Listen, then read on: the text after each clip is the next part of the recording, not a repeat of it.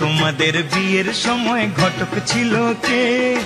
এমন সুন্দর রাজ্যটকে মিলন ঘটায় যে, বলা মাগো ঘটক ছিল কে?